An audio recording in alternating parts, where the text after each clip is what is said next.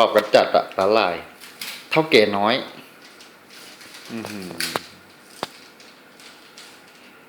ไอ้กล้วยไอ้ช่องไอ้จีนไอ้จูหายไปหนึ่งตัวแล้วพี่ปูนตายครับผมเรามาสอบถามกันหน่อยนะครับ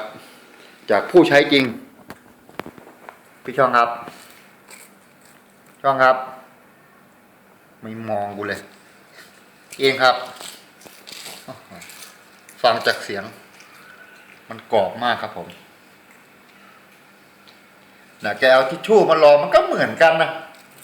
มันก็ลากออกมานอกทิชชู่เหมือนกันจะมาลองให้มันเปื้อนเลยแกไม่มีสิทธิ์ชนะมันได้หรอกว่า